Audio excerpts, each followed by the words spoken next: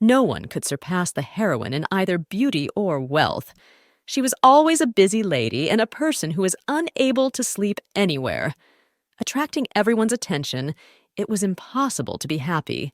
The girl felt rather strange. Without opening her eyes, the beauty realizes that she fell asleep. Trying to open her eyes, the blonde suddenly realizes that something is going wrong. It's not clear when this girl managed to fall asleep. It sounds more like some kind of nonsense. The body seems heavy, but the shouting around makes it worse. The servants talk about the lady waking up, so one should hold her arms and legs. The noise crawls into her ears, curling them into a tube. Once the blonde is up, she is seated on the bed in a comfortable position, and the maids flank her from all sides, beginning to put on beauty. Manicures, pedicures, and hair are some of the most important things. Trying to turn her head and resist, the girl is interrupted. One of the maids asks her not to fidget, because there is a great chance of ruining the beautiful makeup. The beautiful girl doesn't want to hear a word. Calming down so as not to cause much trouble, the maiden builds a chain of events that happened. The last flashback shows the heroine drinking tea. Obviously, something was slipped in there. The drink was brought by a merchant with whom the lady cooperates. Maybe someone drugged her or something, but how dare they do that to the daughter of the most powerful family to kidnap? The maids are the people she herself hired. Changing the subject, the girl asks why the wings of her nose are drawn differently than usual. According to her, it would make her look too fragile. The brunette decides to argue absolutely nothing. She stutters, but one moment could have saved her. There's no problem in such a simple makeup, so everything will look pretty enough. The two girls immediately pulled up a large, full-length mirror for a better view. All requests and orders of the mistress must be obeyed without any disobedience. A beautiful blonde lady with hair curled according to the latest fashion looked at the beauty from the reflection. A wonderful makeup emphasized expressive green eyes, as well as plump lips. A little not understanding what the point is, the girl declares that this is not her taste at all, but looking at the details changes her mind. It is quite normal for her to come to the castle like this. The self-love is unusually quickly interrupted. Her gaze drops to her wrist, which is empty. It's immediately clear that something has gone wrong and out of place. Turning her head to the other people in the room, who are already diligently pretending to be very busy or in an urgent hurry to get somewhere, the lady asks where her magical communicator is. It's just gone. I don't want to throw a tantrum so as not to ruin everyone's mood. However, this thing is quite valuable to the pretty lady. Folding her arms across her chest in a belligerent gesture, the girl asks what the servants are up to. She has been made up like a doll, as well as dressed to match her new image. I don't even want to mention that she never acts like this. All without shutting up, Mercedia agrees that she does look beautiful, but it's not her type. A white dress with lots of lace is not her type. It looks more like a wedding dress that her mother would have picked out. The realization comes literally at the same second. The protagonist puts 2 plus 2 together and looks up stunned. She sits in the middle of the huge hall while the maids are scurrying around as if making some unpretentious preparations for a celebration that will not take place. One of the girls, stepping aside but still holding a comb in her hands, confirms the lady's thoughts. She is right about everything to every word. The ward says that Sasha is getting married. Words, as if something incredibly heavy, presses with its weight, trying to spoil everything. It can't be true, and it seems as if it's not true. Trying not to cry, or at least to hold back her outburst of mad anger, the girl does not understand why she is being set such a trap. She's been coming to everything for so long, building a career and accomplishing so much, and now it's all going to be ruined. The wedding seems to be the most insidious event. Perhaps any other person would be happy about it, because such an event with a favorite person with a good status is just a dream. But it is definitely not for the young lady. Immediately, not a second, the heroine decides to take at least some action in order to save herself and her reputation. Jumping up, she hears cries of concern for her dress, and also about the fact that she is not wearing shoes. These are not important trifles at all. Lifting the hem, the beauty hurries in the opposite direction. Everyone is afraid that she will trip, but even if there is a chance of falling, nothing will happen, because there is a carpet right under her feet. Nothing worries her except for one single thing. The strange sensation doesn't leave, intending to take over her entire gut, because the slight swaying seemed strange from the start. Sasha, of course, guessed that her parents would do something to marry her off, but some moments are already crossing all boundaries. Pulling the curtains, the lady opens the window to see everything that is happening. No longer hiding her thoughts, the heroine starts talking out loud, as if to herself. Even if this is all true, it can be avoided, but she stops talking, faltering half a word. Her eyes widen in surprise. Standing so small, the beauty sees only water in front of her. Glistening in the sun with its blue tones, it seems to be beckoning to dive in and cool off. The panoramic window shows all the bitterness and ambiguity of the situation in which one has managed to get into. Putting her palms to the window, she doesn't understand what it is and how she got to be on the ship. All luck seemed to have left the princess in an instant, leaving no chance for a full-fledged rescue. Her eyes, as well as her mind, clouded over. There is no way for the maiden to escape while in the middle of the ocean. She doesn't know exactly where she is, and that spoils the whole situation. Perhaps the land is remote enough that it would be unrealistic.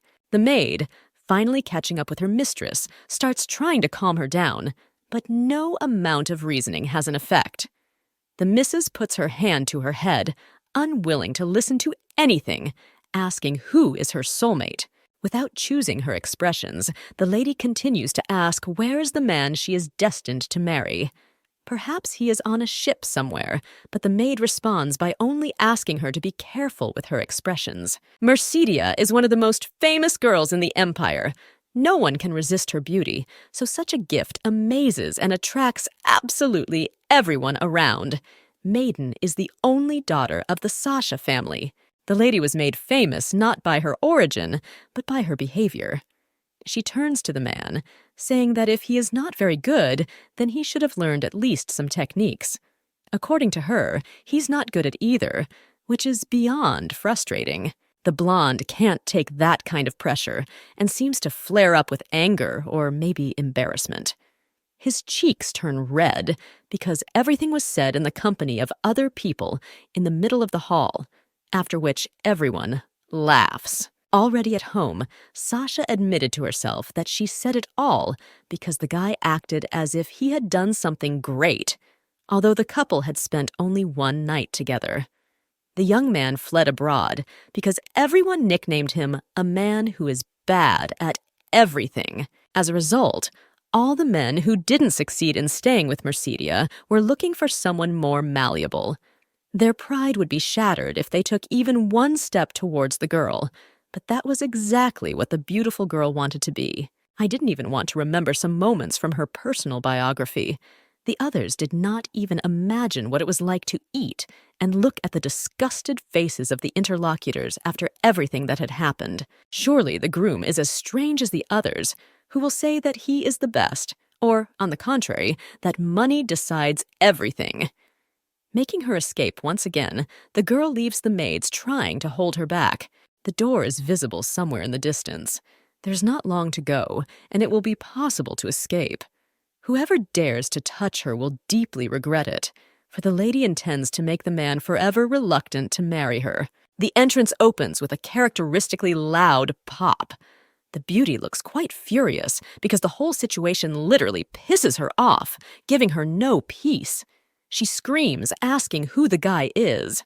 Her gaze goes somewhere upward, while her mouth closes on its own. The blonde realizes that someone is standing right beside her. The red-haired young man makes no sound and clearly has no intention of saying anything. Even without any clue, it's clear who he is and why he's here. As if shedding her obsession, the maiden freezes, realizing that something is not right here. The cold expression on his face is like a dip in a cold bath, freezing her with his gaze. A mistake has been made, and it was made by the mother who chose her husband. Trying not to say anything unnecessary, the lady wonders what this man is doing here. Still without changing his face, the young man is no longer silent, but asks only a simple question. What? He is frankly stared at by a person who is clearly out of his mind, and this cannot help but be stumped. This person is a naval admiral. Demetrius Kipram is a famous war hero of the Empire, even if he is still very young. Everyone around him is well aware of all his exploits and accomplishments. After gaining the rank of admiral, he hasn't lost a single battle. All the rumors sound more like tall tales, but it is said that without him, the war on the borders would not have ended, and to this day, continuing. To the whole biography, you can add the fact that the man is not married. I hate to admit it, however, it is true, and he is Mercedia's fiancé. The girl builds an even angrier expression on her face as she realizes the situation. This piece of ice is going to be her husband. Obviously, this is going to happen very soon, and this event will be extremely difficult to avoid.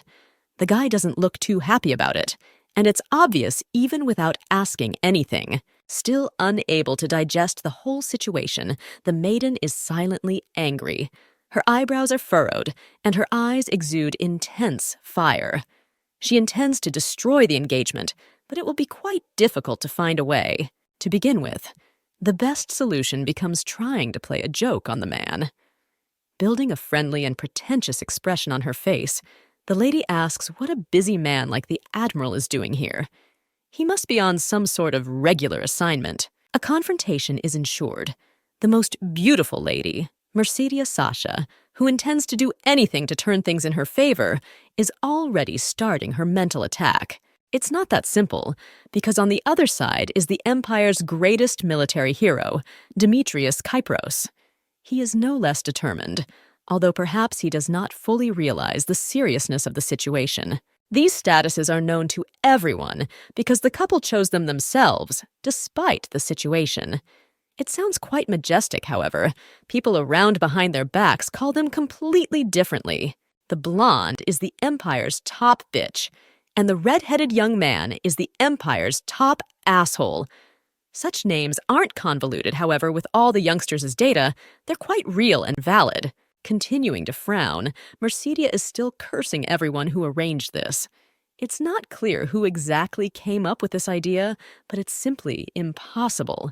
This is the most ridiculous and stupid thing that could ever happen to her. Her thoughts are interrupted by a distinctive scraping sound. A hand in a white glove disappears from view and then reaches for the sheath of the weapon about to be pulled from its sheath. Only a split second passes as the long silver blade is only a few centimeters away from the face and neck of the girl, who is in mild shock. It all happens rather spontaneously, without any preconditions. There is no time to think about anything at all, so the beauty just drops her eyes somewhere down, trying to find at least something of self-defense. Some voice from behind starts calling out to the young miss, trying to ask what's wrong and why the strange noises are being heard.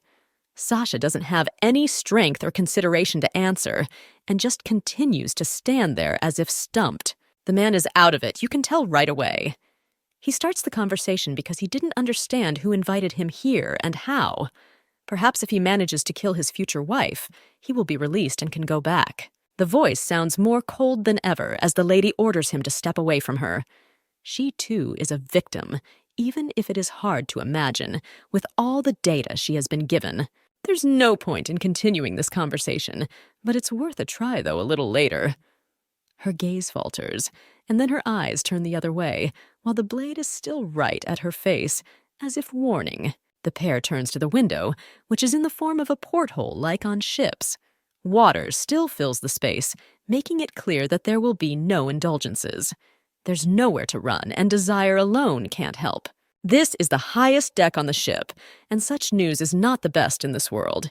Even if one decides to do a stray act and jump into the water, it still won't work. This is not a normal plan. Eyes once again, as if on their own, shift to the brunette standing a step away from the lady. A strange feeling lingers, as if there's something wrong with this guy. Certainly not the look of a man who wants to marry someone. Trying to provoke her thoughts, the blonde intends to find out the questions that interest her. One of them: why did the guy bare his sword without any warning, thus taking the girl by surprise? Such behavior can't help but be embarrassing. The Admiral obviously doesn't even think about what exactly his answer should be. He turns his head in the opposite direction. Already heading for the door, the man finally says something. According to him, he will reflect on it after he kills everyone on the ship. The blonde's face turns purple with anger because the interlocutor has obviously lost his mind. Calming down a little, remembering to keep herself in control, the beauty realizes that the man is not lying. If necessary, this guy can finish even his own soldiers. There's no way she can back down right now. The maiden stammers on about something she wants to talk about, but she is interrupted at the half-word. The plan falls apart before her eyes because the young man turns sharply to the side. Everything is going the wrong way. In her thoughts, Mercedia repeats to herself that everything will be okay. She is interrupted by a voice on the loudspeaker announcing that Plan A has been forgotten, which means it's time to move on to Plan B for results. The voice still won't shut up, ordering her to make sure that all passengers on the ship put on their masks. Things are picking up because it's not clear why gas masks are in free space. The redhead suddenly freezes and then informs that it is a sleeping gas. Sasha still cannot accept his fate. It's not clear who does normal and fun weddings like this anyway. The man turns around and without wasting a second runs towards the exit, hoping for some kind of salvation. Turning her head, the girl is indignant because this crook has already managed to give a run for his money. The heroine should not hesitate, because after everything that has happened, she can fall asleep like everyone else, thus worsening the situation. Taking herself in hand, she follows suit and begins her run.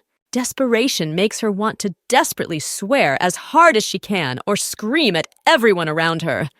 Putting her hand to her mouth, the girl is angry that the dress is so heavy. She wishes things were different and much easier. With no intention of stopping, the beautiful girl believes in her own strength until one unexpected moment.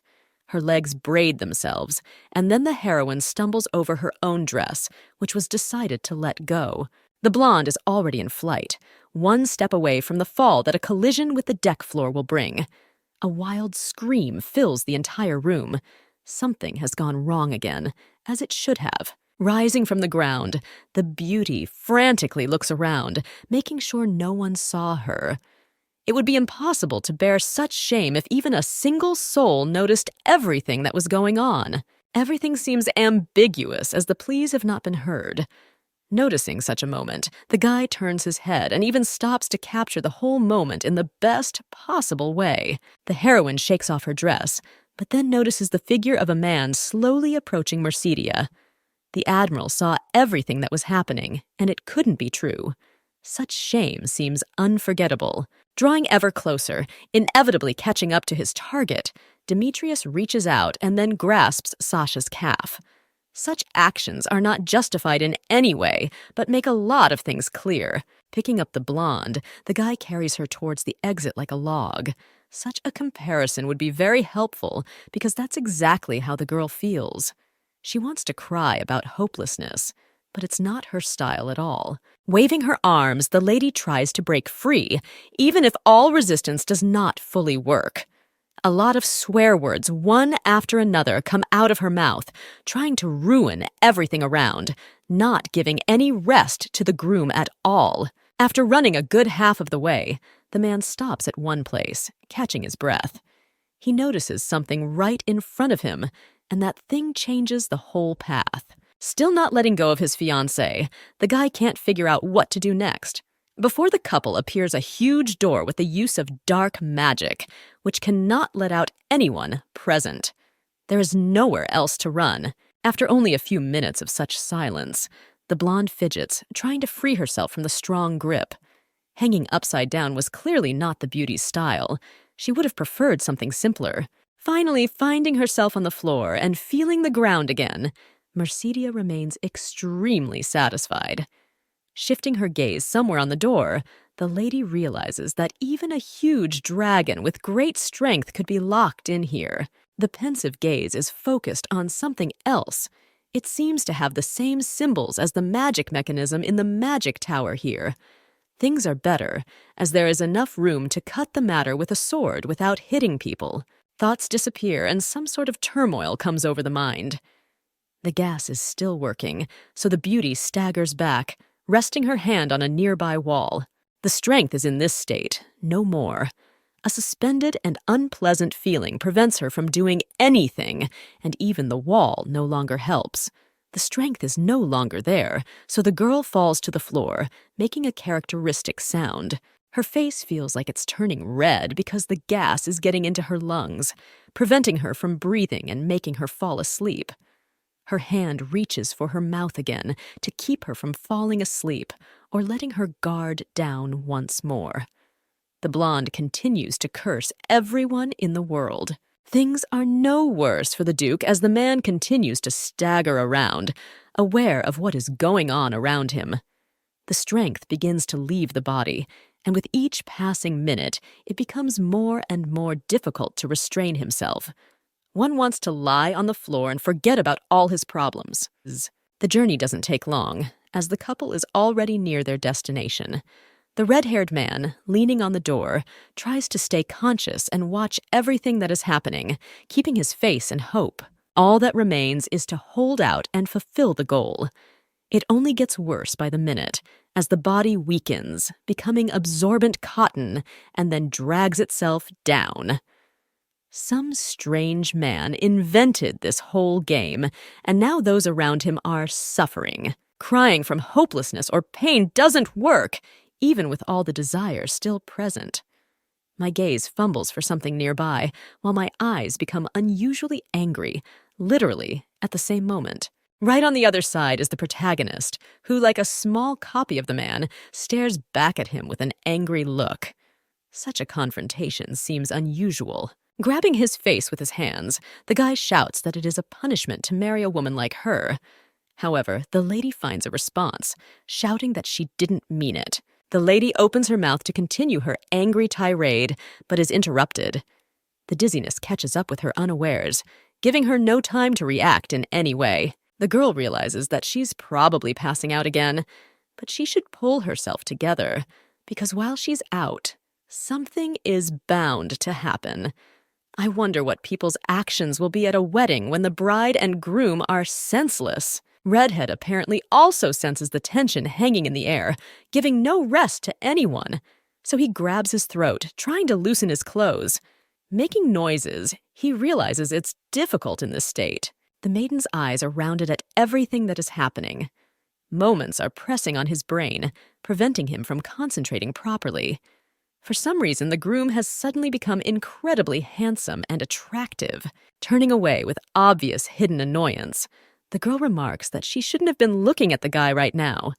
It is a pity that she will not be able to capture this image, because his beauty would like to admire later. There's no strength to fight anymore. The eyes, as if by themselves, intend to close, and ahead everything is floating, as if in a bad dream, which does not want to look. The silhouette of the groom floats behind. Not even 10 seconds pass as the blonde passes out, lying on the floor without any feelings. The admiral nearby leans on the wall with his last strength, but soon follows the advice. His eyes slowly open and immediately stumble into a bright light. The sounds of the wind rushing around are dispersed and blowing against her cheeks. This is the second time Mercedes has woken up like this, and it can't help but be alarming. Her gaze lifts to the sky, and shock catches the girl off guard. Sasha can't believe her eyes, for directly above her stretches the dark night sky, which makes it clear that it's long past daytime. Feeling the surface, the lady realizes that it is a sleeping boat. However, she is not rocked, which means she is no longer in the open ocean without any warning. The maiden jumps up in a split second. There should be guards everywhere, but there isn't a living soul in sight. Perhaps it's just the shore of a continent without a single servant, but that's very alarming. One violent thought flickers through my mind, keeping me on my toes. Something is not right here. and Beauty even knows where she might be. All that remains is to believe that the speculation is not true. The place is simply an ordinary island. It is rather located somewhere quite far away from normal civilization. The journey promises to be more than worth it. Trying to distract herself from bad thoughts, the blonde decides to examine the boat in which they were sent here. Her gaze is immediately drawn to some dark thing that is clearly out of place. In her hands, it turns out to be a military uniform, and the heroine's face immediately changes from puzzled to angry. She couldn't physically stand Demetrius anymore. He has manners, after all. There are more important things than feuding right now. So a little hesitantly, Sasha puts on her cloak, carefully throwing it over her shoulders. Since it's nighttime, that means it took a while to get here. Walking to the back of the boat, the girl found some colorful boxes. They didn't really attract anyone's attention, but any clue at this point was important. Moving away from the scene and finding the supplies, the maiden figures that these are most likely survival supplies. Now, everything falls into place, revealing why they were dumped here. It's suspiciously quiet, so the lady begins to swivel her head around. It feels like no one else is here, and she herself is trapped in this spacious golden cage with this pile of unsupportable things. During one of these turns, the Duchess notices something in the distance. Putting her hand to it, the lady tries to identify the object.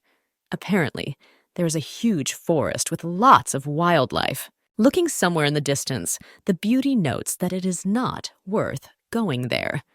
It's completely dark, and the branches of the forest block the passage inside, making everything even more ominous. It really is too dark in there. In the depths lies the worst of it all. The girl is simply too scared to take any action at all.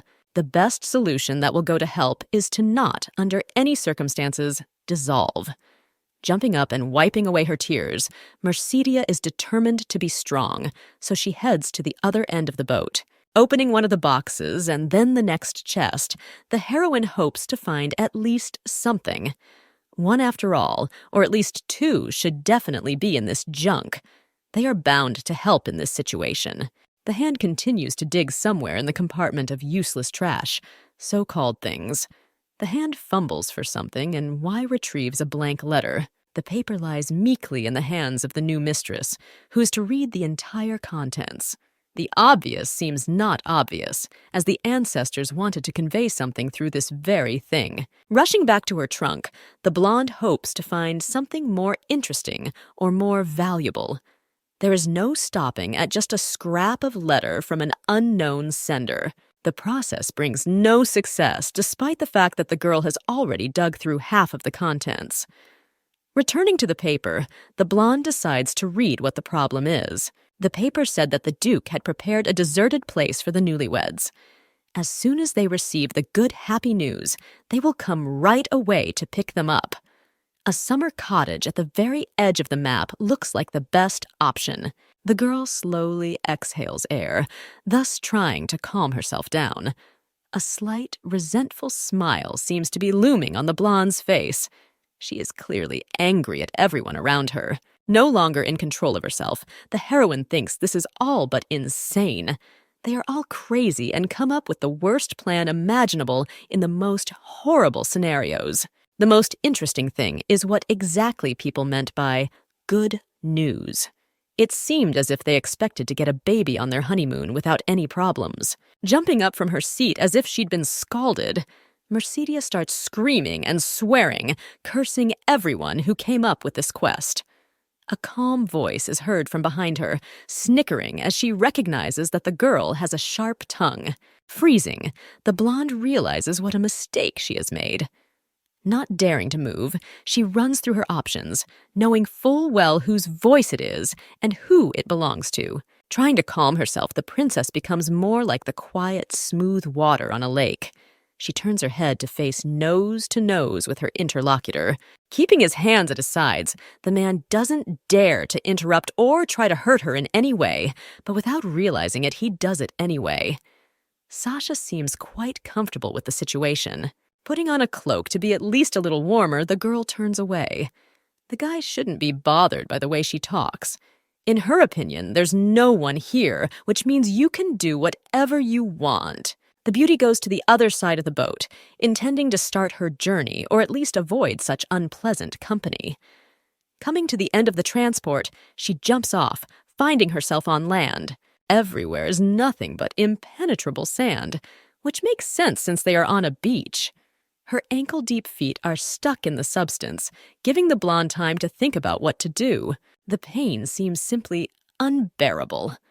I don't know why the people who shoe her put on high heels if they wanted to send her to a desert island. This whole thing is just disgusting. Wearing ugly shoes under a dress is not forgivable either, so it's worth tolerating even that.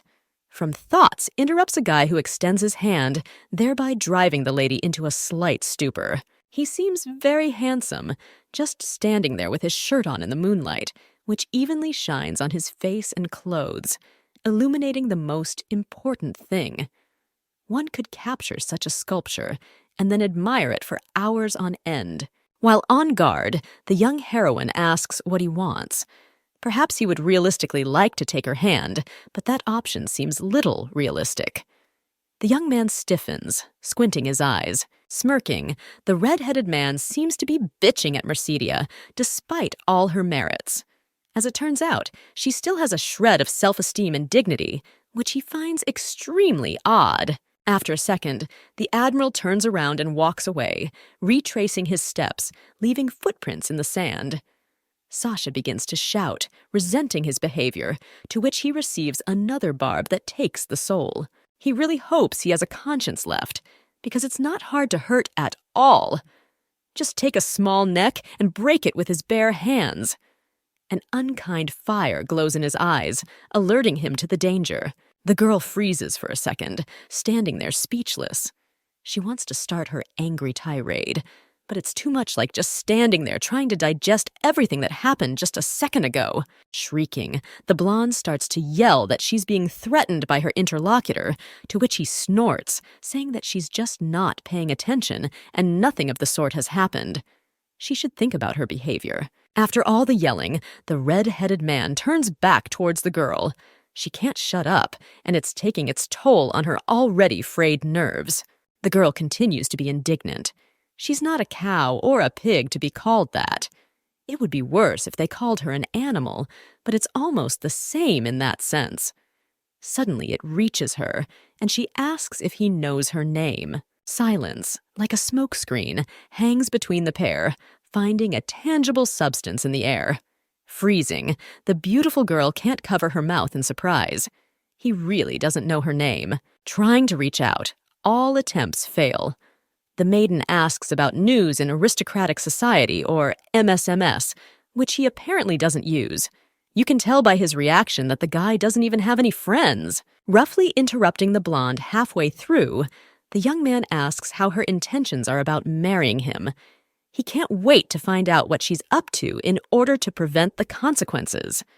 A new outcry echoes throughout the island, for the lady has no intention of marrying. Stomping her feet and waving her arms in passing, the girl resents her kidnapping, which has cost her dearly. But if she had planned it all, she would not have disturbed herself and put herself to sleep with gas. Without stopping to gape indignantly, the heroine asks for an answer to her one fairly simple question.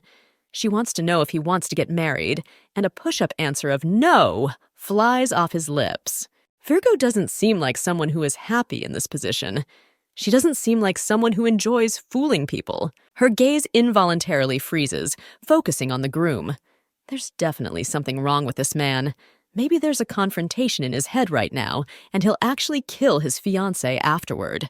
The strangest scenario that could happen is a peaceful resolution. The young man says that it doesn't matter, and then, turning around, is about to leave the scene. Already leaving, the guy only hears another scream behind him.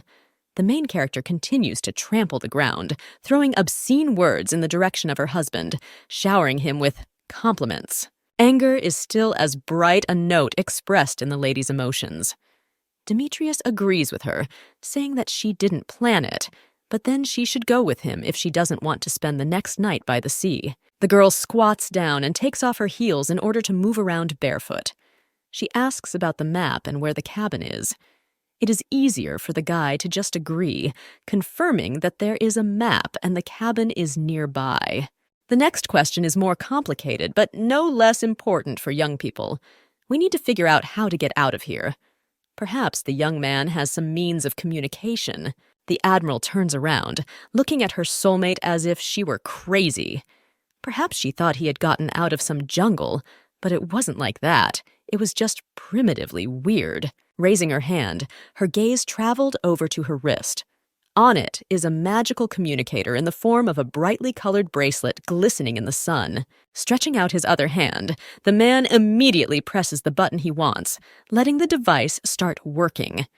After a second, bright lights come on, and then a touchscreen tablet appears, telling him that there is no access area here. All the couple has is supplies on the boat and 0 servants. One could escape, but that's unrealistic, so the best solution would be to please the parents. They, like the rest of the Empire, consider them rabbits. Stammering, the pretty girl interjected what other results they should please people with. The realization hit at the same second, for a baby is just what they need. They must be out of their minds if they have the nerve to set such idiotic conditions for people who hardly know each other. The guy is already going somewhere, hefting the bag of supplies on his shoulders, but turns around to say something. The lady should follow him, but he can't get her to work like this. His gaze involuntarily drops to the clothes. The view is not so bad, and perhaps even attractive, but not for carrying a large load. The snow-white dress would be hopelessly ruined in a crash. Finally silent, the girl follows the handsome man. She would definitely throw a tantrum if her soulmate made her carry anything, and especially drag heavy luggage with unnecessary things. A small house with white walls could be seen in the distance. Lanterns glow from somewhere near the entrance, showing exactly where to go in order to get to the right place. The blonde immediately activated as soon as she saw the house. Her eyes widened maniacally, because the manor would surely have a comfortable bed, as well as a proper bathroom and food. Running up to the door, the girl pushes it open with all her might, then swings it wide open. There should be some magical artifacts around here somewhere for cleaning clothes and stuff. Finding herself near the main staircase in the hall, the young lady begins to realize the deplorability of the situation she's gotten herself into. Her eyes freeze, and then begin to frantically run around the interior, trying to get a grip on at least something. The man hears yelling about the bad interior because all the walls were dirty, just like the windows. The husband does not react in any way because he is tired of the person in question, having spent only 24 hours with her. Too much dramatization of the moments. The Empire started creating magical artifacts after it survived 2 major wars. Now no one can live without them, as they perform simple things like building houses, or even lighting without any problems. There are so many strange functions or trinkets created to make them a reality. A prime example is an artifact that flushes the toilet in the restroom, making life a little easier. The people of the Empire no longer suffer the loss of any information and are proud to call themselves a civilized society.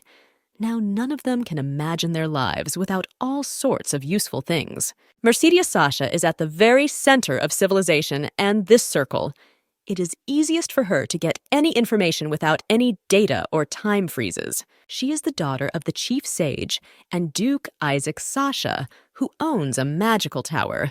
This structure supplies everyone around with the right tools and artifacts, and thus helps in everything. It is very difficult for the girl to accept the new reality. After her great past, she is now simply stuck on this island without any of the benefits of civilization, and with this obnoxious guy. A familiar, nasty voice pulls her out of her thoughts. The red-haired man calls out to the lady, asking if she's going to continue standing in one place. She gets in the way, blocking his way, thus ruining everything. Waving her curls, the lady continues to ask a million incomprehensible questions. It turns out that the man just wants to tell her that she has to stand on this wooden floor, not even knowing where it was delivered from. Seeing no problem, the Admiral offers to put on the shoes that his wife took off on the street because of discomfort. Outraged by such insolence, The blonde screams that she can't wear the same shoes. Absolutely no one understands her, and she is completely alone here. Alone. A tear rolls down her cheek. She doesn't think she is an overly dramatic person, but to other people, a different picture is obviously emerging. There seems to be no choice at all, so the girl bends over and then squats down. She has to put on her old shoes, because this principle is realistically broken. Already shoeing the second shoe, the beauty notices a figure approaching nearby. The maiden involuntarily looks up, trying to concentrate, already knowing perfectly well who it is. Rising from her knees, the blonde wants to ask something and find out what the whole situation is about. However, the man just passes by, as if she has become invisible to others. The heroine freezes, already covered in red spots.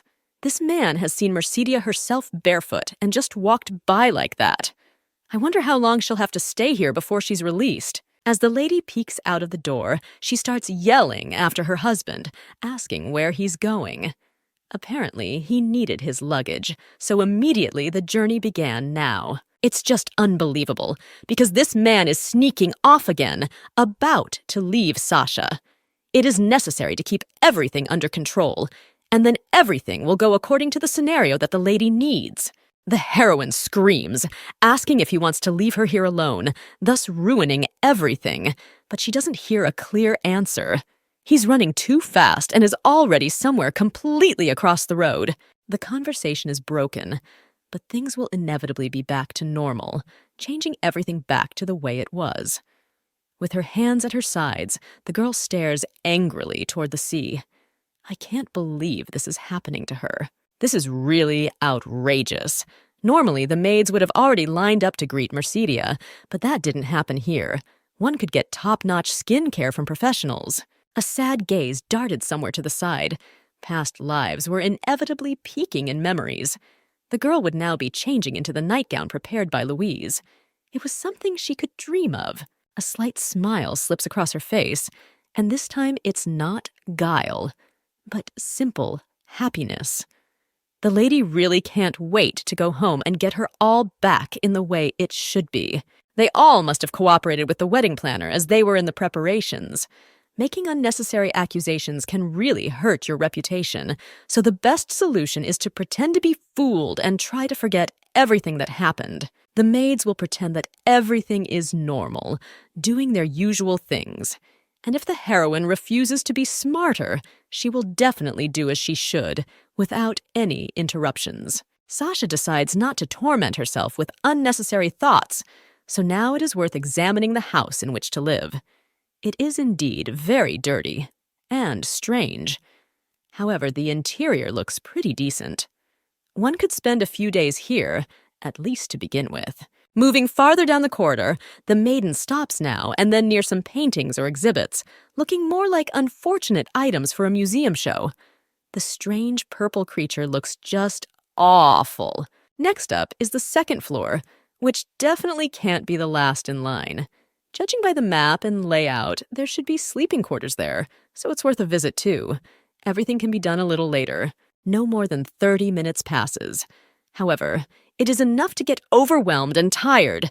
Wiping her forehead as if wiping away sweat, the beauty exhales cold air. Having done a week's worth of exercise, she couldn't be envied. The paintings and sculptures are really quite authentic. It would have been great to take the time or desire later to study all the stuff and even touch it. It's incredibly cool to understand and experience it all on your own. There's just one rather odd thing about this place that's hard to understand. The interior of this estate has a strange feel to it. It seems to emphasize how unreliable this house is, showing all the flaws. The thoughts are mesmerizing, throwing up new ideas about what went on here. However, it's the sounds and noises near the front door that draws attention. It doesn't take even a moment to realize who it is and why he's here. The fellow has once again returned to the manor with the last trunk. It's heavy, so the man is breathing heavily. The box is sent to the same pile where the rest of the packages, bags, and chests with everything needed for living are already lying. It's only been a little while. But this man managed to haul all that cargo off the ship all by himself without anyone's help. Sometimes it seems like the groom is a robot or worse, but the thought of not having to go out again is obviously gratifying. It is not necessary to think about everything that is happening too seriously or to cry because of the fact that young people are waiting for only one unknown. It would be strange if it were not a reality. My head turns toward the young man who is warming up. Hate to admit it, but Mercedia glances over, realizing that the man is indeed very handsome. His body is in good shape and looks amazing, as does everything else in general. His cheeks light up scarlet. If this had been posted by a magical Instagram or Facebook, the maiden would have used it as an eye-pleaser. It was clear that she would have saved every picture and kept her eyes on the tablet. Finally completing his mini-recharge, the young man fixes his hair and asks how things are going.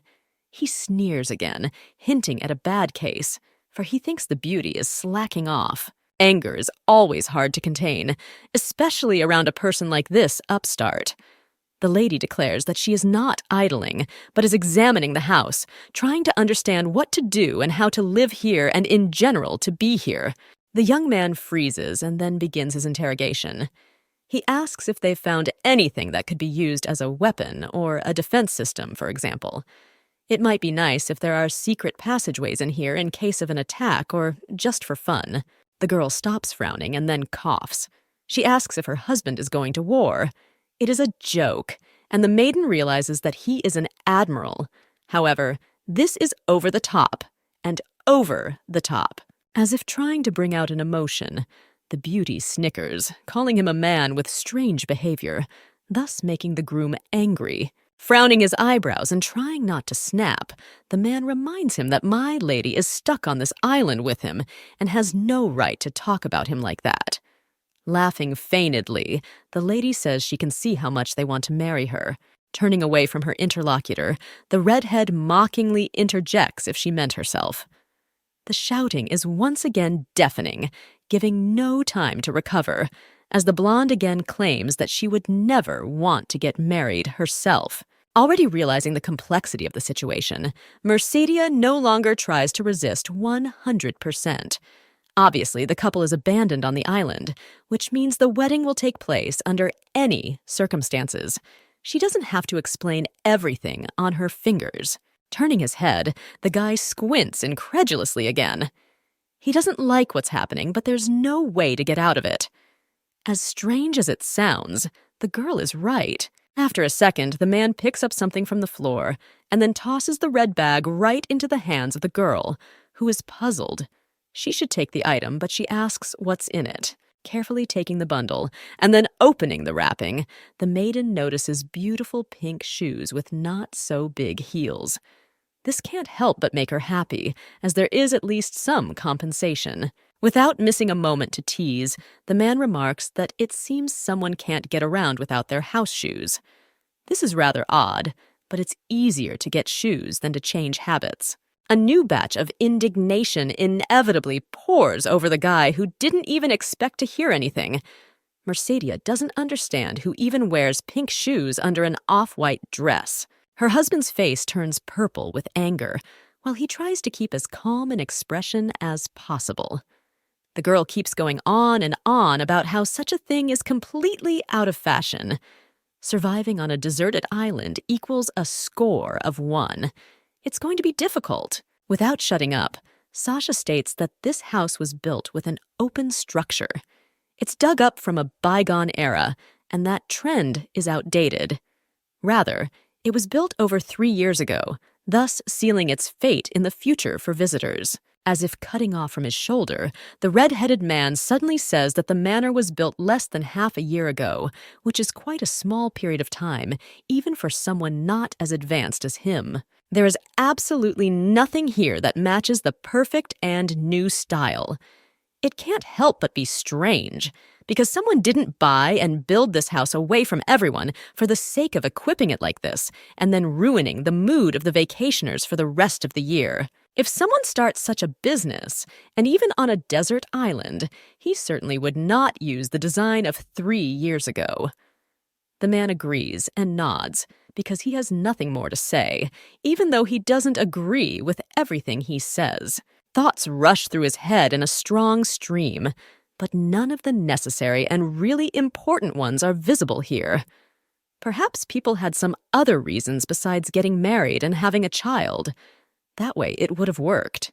Turning his head away, Demetrius disagreed. After the inspection, we can say that the mansion's defensive structure is in a rather flawed state, or rather, it's not there at all. They had only one goal, and it has already been voiced. I do not want any slander, and after all the arguments made, it is clear that everything is normal. But they still kidnapped the couple, which means that there was a strange motive here, which is not explained by anything, because no one warned anyone. The man suddenly hears or sees something, and so he takes off running, already at the ready. The running is not too fast, but it makes absolutely nothing of the situation clear. The girl yells something from behind, asking what's wrong and what's the rush. And what's the rush? Putting her palm to her face, the blonde tries to figure out what she should do first. It can't be the sleeping gas again, as there is absolutely no good reason for it this time. The guy makes it to a certain spot, and then stops as if he's halted. The woman does not calculate her speed, and therefore crashes right into the back of her husband, who does not react to anything. The distinctive scent of roses wafts around. The fragrance is incredible, but also highly irritating. A room with a huge heart-shaped bed opens up right in front of the couple. All the pillows match the atmosphere, just like the interior, which is done all in pink. Flower petals are lying on the bed. Both of them freeze as if deprived of any feelings. There seems to be no more ways to surprise them after what they have seen. The bed, which is meant for something more, stands right in front of them, so inviting. It evokes nothing short of disgust. The Admiral, without a moment's thought, slams the door shut with a force that shakes everything around him.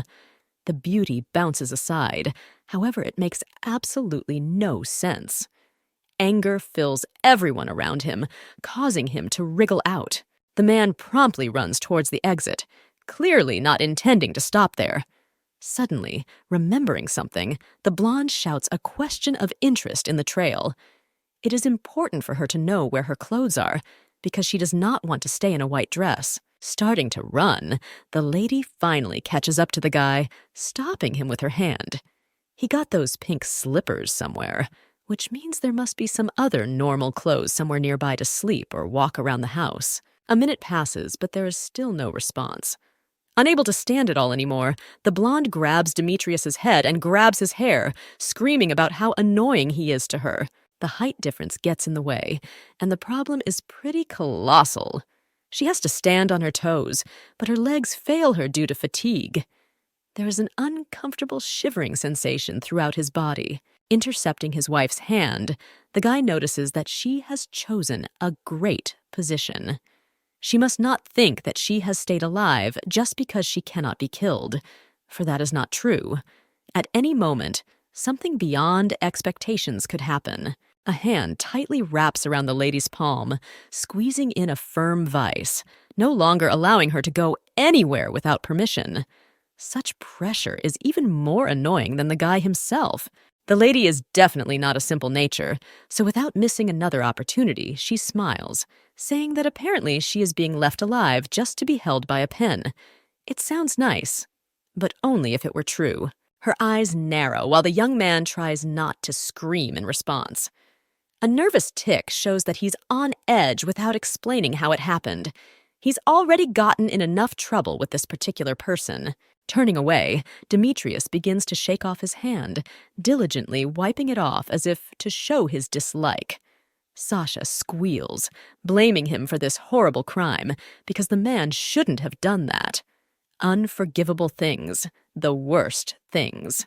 The gnashing of teeth slows his speech, but the guy still frowns and gives out some sort of retort. He really doesn't understand why he left the lady alive all this time, next to him, without even laying a finger on her. Trying to make a pretty face, The lady declares that her death would be the worst loss to humanity, which is why she is not allowed. The man is taken aback and then turns to the girl. He mockingly asks if the war should end just because of her beauty, or if she is joking while in a good mood. Keeping up with her interlocutor, the blonde fixes her hair, saying that no one knows, because perhaps the war itself would kneel before such a beautiful person like her. The guy doesn't even listen to this madam's chatter anymore and stands somewhere near the exit of the room. He has yet to spend more than one day in the company of his wife, but he is already getting bored with everything around him. Catching up with her prey in a split second, Mercedia grabs hold of his hands. She doesn't let go and begins a new batch of moralizing. Of all people, he couldn't see anyone more beautiful than this woman. Frowning his eyebrows, Sasha is angry that this man is behaving in this manner, thus ruining everything around him, making things only worse than they were. Still not letting go of the man's head, she finally falls silent, while the Admiral stares angrily somewhere to the side, as if searching for the right words. The words are cutting to the ears, but that's what was said. The boy says that there were people more beautiful than the soulmate. Belle freezes, continuing to stare somewhere in the distance in shock. The screams get 100 times worse and louder while the girl grabs her shirt and starts shaking Demetrius from side to side. She wants answers and to find out who it was. The shaking is stopped by a rude retort that had already been said beforehand. The blonde is not the young man's type, and so he cannot consider her the most beautiful in this white world. Curving her face, the girl uses sarcasm, saying that someone who is his type is very, very lucky.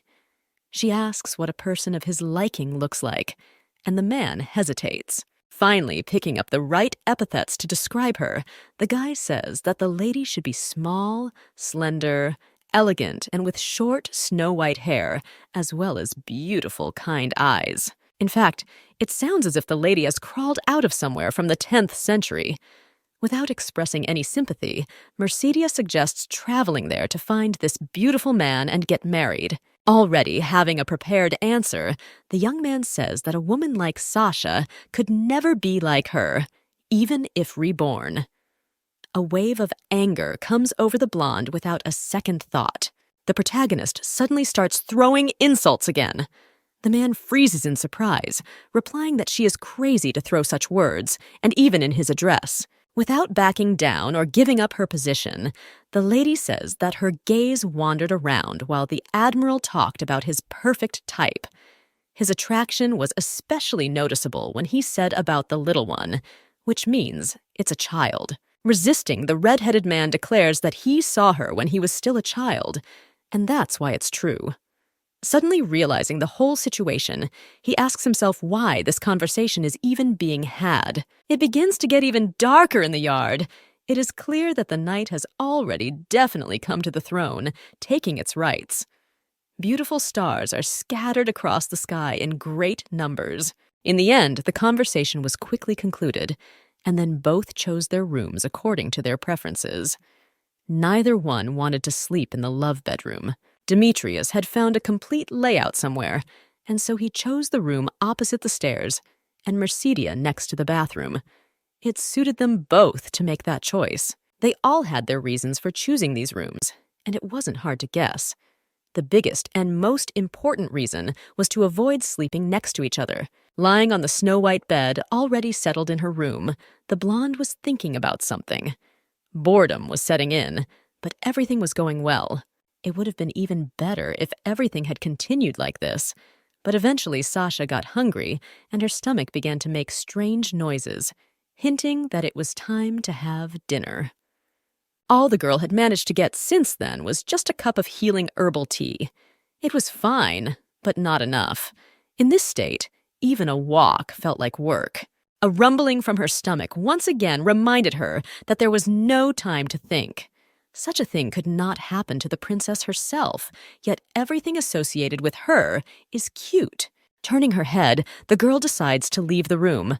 She needs to find her dinner somehow, and then finally lay down to rest and get some sleep. Carefully getting out of bed, Mercedia walks over to the mirror, making sure she looks graceful and beautiful. The dress fits perfectly, and most importantly, matches the shoes. Already heading for the exit, the lady noticed that the slight swaying in the body remains unchanged. There was no need to bring herself to such a state.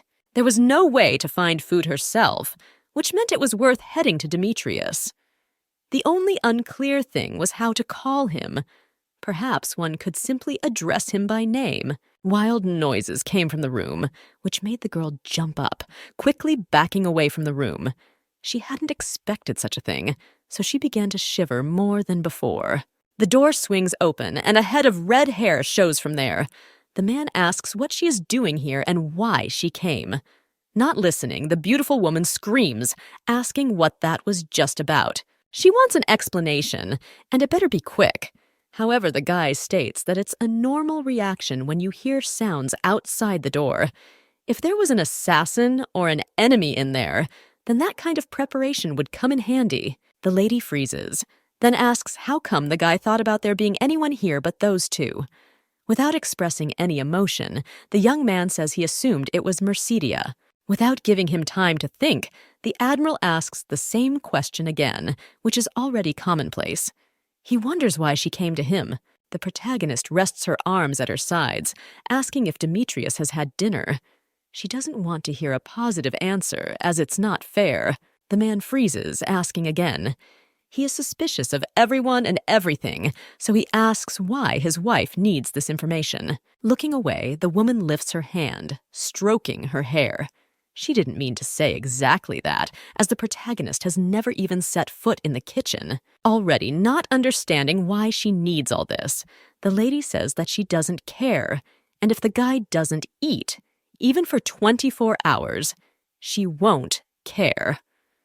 Without showing emotion, the Admiral notices that the lady is being dramatic. Words don't match reality because the lady had to give in. She stands by the beautiful apron in the kitchen and stirs something diligently while cooking. There are more things in the world that could make Mercedia even more perfect. It would be the easiest thing in the world, because all you have to do is turn on the fire and then it will cook itself. The strange confidence of beginners is always the worst part. Putting the skillet on the fire, the girl thinks back to the cooking show she watched. She's confident that she can at least make soup since she's watched those shows so many times. After frying the ingredients in oil next, water should be added, and I think it should be boiled. The chef on the cooking show would definitely have passed out by now due to the unprofessionalism. The girl continues to do her thing, realizing that she is indeed not only the prettiest, but also makes wonderful plans. Now it's time to add water. A sharp steam begins to go in all directions, joining the hot splashes of oil and water. Demetrius runs over to the table and grabs the girl, covering her with his body. The frying pan gives off an unreal smell of burning, and also the oil still does not calm down, continuing to sizzle and splash in all directions. The couple still does not move from their seats, watching everything that is going on. It's hard for the man to find decent words and not offend the beauty too much. Sasha's eyes widen as the person tries to understand what the joke is. She did everything strictly according to the recipe and ended up miscalculating, getting a result she certainly couldn't have hoped for. The red-headed man finally retreats away from the lady, starting to stutter with anger. He clearly wants to say absolutely everything he's thinking right now. Grabbing the shoulders of his interlocutor, the Admiral begins to question, finding out what she wanted to do with this cooking. Most likely it was all to kill herself or worse. Turning her head away, not wanting to hear anything, though feeling ashamed, the protagonist asks why the guy is so concerned if he was going to kill her even yesterday. Coping with this particular reality is almost an unrealistic endeavor. I want to scream or actually kill her, but I have to hold back. He exhales, and then says that he too wonders why he suddenly has a conscience and is acting like this. The lady moves farther away. Finally, she is released from the tight grip, freeing her and giving her at least some air to breathe. Already about to leave to get cleaned up, the man turns abruptly and asks her to stand where the girl is standing. Now, he says, she's a kitchen pest and doesn't deserve to cook. Not even 20 minutes pass, however. The beautiful lobsters are already cooking on the grill. They are so and beckon with their smell, which spreads for 3 kilometers, clearly attracting. After a while, the girl is already sitting at the table with a napkin on so as not to dirty her clothes. In front of her is a mountain of food, and she is surprised because it is unrealistic to eat it all for dinner. First up, of course, would be the shrimp, which smells the most appealing. It's one of the princess's favorite dishes, so she's not about to say no. The young man asks why it can't be made the way he asks. The ingredients will simply spoil if they are not eaten in time, and then there is nothing that can be done about it. Turning away and back to the woman he's talking to, the guy asks what she was thinking when she made all that mess. The food will go bad soon, so if the lady isn't full, she can find a lizard and cook it as she sees fit. Rising from her seat, Mercedia calls Demetrius a barbarian, while he calls her a kitchen pest. Apparently, such a nickname will now stick for a long time. Picking up her fork and knife, Sasha looks at the plate of food. She has quite a few thoughts to digest faster than she can start eating. The guy fixes his hair and asks what the maiden is staring at the food like that for. Perhaps there's something in there that she can't eat, because other options just aren't being considered. The beauty doesn't give a hint, however. After a few minutes, she finally gives out the answer she wants. She says that it's just the opposite. Lifting one of the lobsters into the air, the blonde woman quietly asks how one should eat this thing.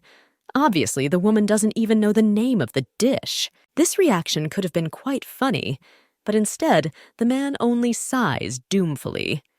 Surviving in the same place with this girl is going to be even harder than he thought. Starting to peel the shrimp, the guy gets all his hands and clothes dirty, all the while wailing about how pathetic it is.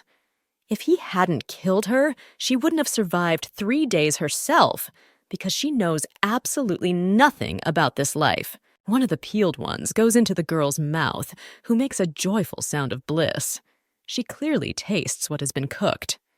The young man looks on and opens his mouth in amazement. The lady is definitely accomplishing something with her behavior, but it's all ambiguous because it's hard to figure out. Making an innocent face, the blonde says that it doesn't matter, because Demetrius said he's not interested in her, because the heroine is not his type. Leaning over, the man moves a little closer, bringing his hand up to wipe the corner of his mouth. If she's not his type, that doesn't mean anything. The guy can do anything he wants if he wants. No questions asked. Realizing that the situation is completely in the hands of the girl, the person smiles, and then pretends that she is indifferent to everything said. Her finger dips down to the young man's chest to draw a light, weightless line. She plays the game she herself started, saying how terrified she is of such a formidable statement. The Admiral tries his best to find the right words, but it doesn't work out the way he'd like. He begins to stutter like a schoolboy and turns purple with anger again. Deciding to get rid of such a crazy woman, Demetrius grabs a plate and at the speed of light begins to clean the lobsters so that they can be eaten.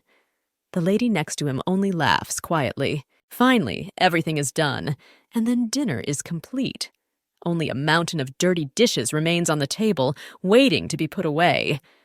Almost all of the food has managed to be placed in stomach so it won't go to waste. Opening the door to the other room and already in her nightgown, the girl follows somewhere, thinking about how much she ate today.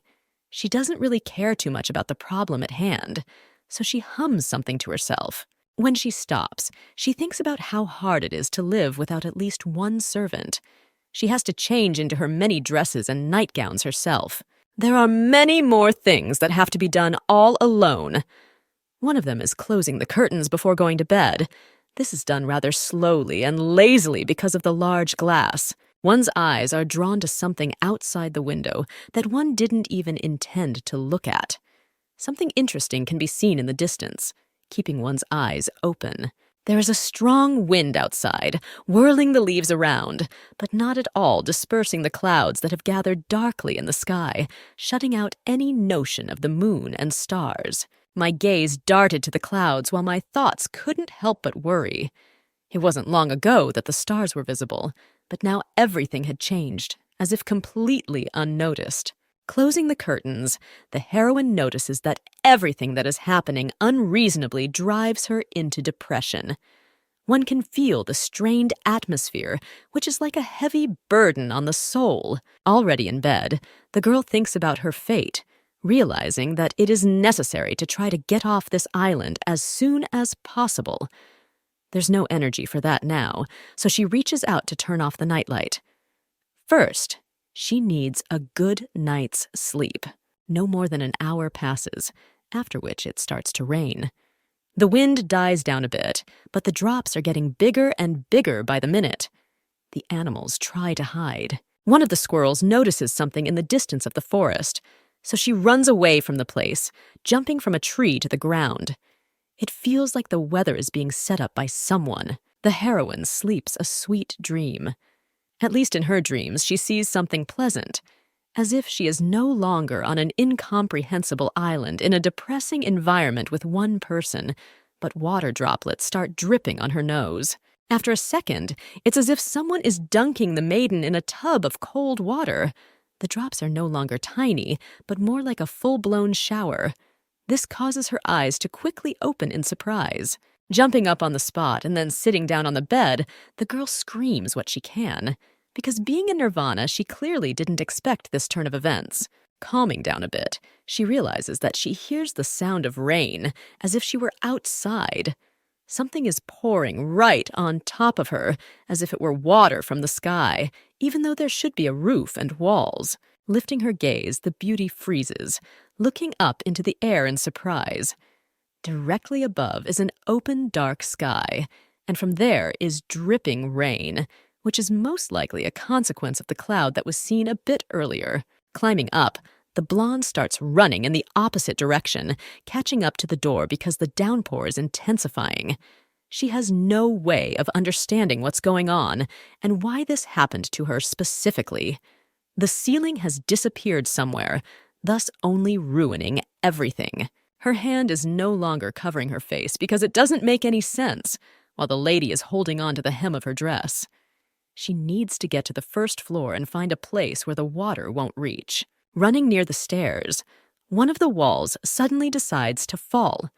The rumbling goes all over the estate, and the house itself collapses like a building of cards. Another wall follows, while the protagonist is indignant, cursing everyone who dared to create such conditions for living. This is already more like madness than normal things. Opening another window, the girl realizes that she is attracted by some sounds from outside, as if someone is trying to reach her to be heard. These are the right thoughts, as her gaze finds Demetrius standing right outside the house, calling out to Mercedia. He hopes the lady will dare to approach in order to discuss the problem and decide what should be done. The blonde woman precedes the man, asking if there are any raincoats or umbrellas, for example. These things would help a lot in this situation, but they are clearly not here. The answer confirms the speculation. The best solution is to continue the revision. Going to the bathroom, the lady shouts with a new portion of anger that this place is not good for anything, because even in the toilet, the ceiling was blown off. Walking towards the exit of the house, both have already lost hope. But remembering something, the girl stops her companion. She reminds him that there is another room that hasn't been checked. The Admiral asks her to shut up and get behind him. Grabbing the guy's hair, the girl says that she could die because of this rain, but is reminded that she tried to kill herself with a fire, and that such rain means nothing to soldiers. Still no way behind, the lady is reminded that she is a princess. Already completely soaked, Mercedia has no intentions of waiting for anything anymore. These clothes are too thin, and even if she had something else, she still wouldn't want to be in the rain. This kind of behavior is clearly outrageous. First, he makes all these spectacles, pissing the lady off, and then he makes things worse, precisely by not wanting to obey. Already going to continue his tirade, the blonde realizes that perhaps she made a mistake. She shouldn't have drawn attention in this situation, otherwise things could go wrong. The words that something could be done to her come to mind. What could be done in this situation if she was dared to be touched? Gathering all her courage, the maiden tries to hold her face without giving the appearance of being afraid. Perhaps if something happens, it makes sense to try to break free. The emotional vice doesn't allow time to think about anything. Sasha hasn't met such handsome men before, despite the fact that all the rumors about him are just awful. His body is beautiful, but how does she know about his habits? The girl keeps on crumpling, finding herself in contemplation. If everything happened, she wouldn't even notice. The Admiral takes off his jacket and throws it over the shoulders of his interlocutor. Pulling the princess out of her thoughts, he asks her to follow him, calling her weak. There was some truth in the words, but no more than 10%. Making their way inside the house, the pair finally get to the right room. Unlocking the door, they enter the room and then see the hated bed again, with a barrier of protection around it. There seems to be no end to the trickery of the parents. The water barrier only extends over the bed, so being in different corners of the room is obviously not going to work. If it's set up this way, it means the rain was created by magic. If that's the case, then Isaac Sasha created it. The girl is angry, hoping her father is stuck in yet another confusing error of a new theory. The couple stands silently, contemplating revenge plans regarding this man. They will definitely get revenge somehow, because creating such conditions is the worst thing a person could wish for. Squeezing through the barrier, the girl sits down on the edge of the blood, just as the Admiral does. They both sit in complete silence, hoping the awkwardness will fade with time. Taking a closer look at the furniture, one realizes that everything is made of the highest quality. It's ridiculous, since everything in such a worthless mansion is made of the finest materials. Thoughts are interrupted by a heavy noise very close by. Grabbing some nearby item, the man tosses it on the floor next to the bed. A broken blue vase lies on the floor, having crashed and suffered such a fate. Stuttering fearfully, the beautiful lady asks what is going on, to which she is answered that she should have made sure that this barrier didn't ban them inside. Already tired of the lady's temper, the young man asks her to stop yelling directly in her ear. Not listening to the advice, the lady is outraged that after everything Demetrius is still complaining. He probably doesn't even realize the value of this vase. Approaching, the Duchess says that she should have thrown something else. The man ends up with a rose in his hand, which he clutches. Obviously, he should have thrown the flower. Swinging again, and without giving his companion a second thought, the young man throws the rose on the floor next to the vase. This time, there is not so much noise, but it is extremely disruptive because of the unnecessary movement. The rose is somewhere in the table, digging its thorns into the wood. The wind shakes the flower evenly, leaving droplets on the surface, reminding him of its presence. Sitting back down, the boy notices that it's not just inanimate objects that can penetrate him. Grabbing a pillow, the heroine swings around, screaming about how she was right, but she wasn't listened to. Throwing the pillow right into the man's face, the girl goes on to talk about how the man doesn't even think about how difficult it must have been to create something like that. Roses are her favorite flowers, and even they were dealt with appropriately. As the fight continues, the blonde laments about how things turned out. He has no sense of beauty, and thus ruins everything with his actions for those around him, and even the lady herself. A pillow flies, trying to hit his face, but only succeeds in hitting his back. Anger takes over the mind, giving no rest, because it is not clear how a man can treat things like that. It is impossible that this man shows no interest at all. The girl is wearing only pajamas, and that is all wet through. He can't be disinterested, not even a little bit. It is simply impossible, even if the heroine is not in the taste of the groom. There has to be at least some clues here. Turning to the side to get some defense, the young man pleads for him to listen and not continue with such primitive matters. Grabbing Mercedia's wrists, he tries to push her back at least a few centimeters or hold her back. She should calm down and reflect on her misbehavior. Spreading his arms in different directions, the man did not take into account only one moment, and that is that now the girl is sitting directly on him and is already almost in a lying position due to the fact that she cannot move. The young people are separated only by the pillow that lies between them, but their faces are impermissibly close. A warm breath seems to envelope the young man's face, and the same goes in return. Pulling back slightly, the girl stares with huge eyes that express absolutely nothing good towards the man lying next to her in her gaze. She gathers the strength to make things worse. Grasping the object once more, she launches another attack. She believes that the Admiral is just scared, so she uses force on such a fragile individual to even the score. Calling her name, Demetrius orders her to get off him. Screams and pleading make him freeze, but only for a few seconds. Already about to continue, the princess is interrupted. The guy says that the blonde should pay attention to what she's even sitting on right now. Slightly unaware of what the problem is, the beauty lowers her gaze, realizing the situation they are in. Things are picking up, making it clear that this awkwardness isn't going anywhere else. Sasha has gotten too carried away. Turning her face somewhere to the side, the man notices that it's pressuring to see the princess in such a provocative way. Her cheeks turn purple, letting him know that a reaction has been set in motion. Freezing, the lady suddenly realizes the significance of the words she just uttered.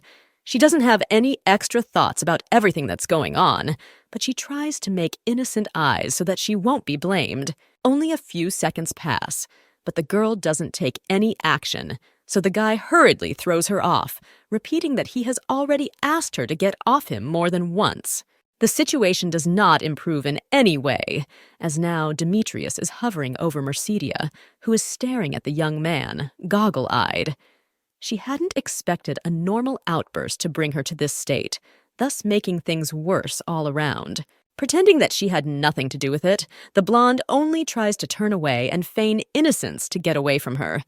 She doesn't want to have to listen to any more jokes for the next week or more. The couple continues to stare silently into each other's eyes, saying nothing.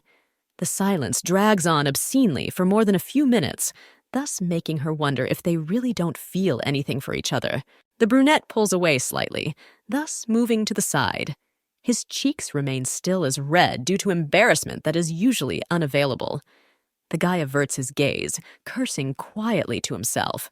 They remain in this position, not daring to do anything, but the silence is interrupted by the blonde reminding them of something. If the man is still going to do something, he should make sure he's comfortable. Laughing a little, the girl asks for her wrists to be freed, for starters, because the Admiral has squeezed them even tighter, thus crushing them. The pain isn't severe, but that doesn't change absolutely nothing. The realization comes over the companion in a light wave. Jumping up from her seat, Demetrius steps back, resenting the situation, telling her that she shouldn't get her hopes up that they would ever get beyond this point and do anything. Sitting up on the bed, the lady asks what this strange reaction is all about. Continuing her banter, the princess says that the guy looks like he just had a bear hug. Still also not reacting, he in turn asks to finally get dressed, or at least cover up so he doesn't have to look. The confrontation doesn't end in any way. There is nothing for the lady to change into, because even the cloak they gave her is already wet. Going to shout, the young man asks to cover the ugly body, to which he receives a shock in the eyes of the interlocutor. Already frankly notwithstanding, the girl moves closer to her husband, asking who here has a more perfect body, literally poking them in the face, to which she is asked not to approach. The man warns twice already, however, it doesn't work. The best solution becomes to use force again. The guy takes a blanket and rolls it up into a cocoon, shoving Sasha inside so she doesn't try anything else. A noise comes to attention, and the Admiral decides they are under attack. The whole thing sounds more like absurdity. Not having the resources to speak with any freedom, the princess denies it as it's all untrue, and no attacks are imminent. The situation sounds more like paranoia. Mado's mirror appears before the couple in all its glory. It flies around the bed like a weightless thing without any news on the screen. This leaves only one unclear thing and a lot of questions. It is not clear what the mirror forgot on this particular island and in this particular estate. Some news so important that it will be announced in this way.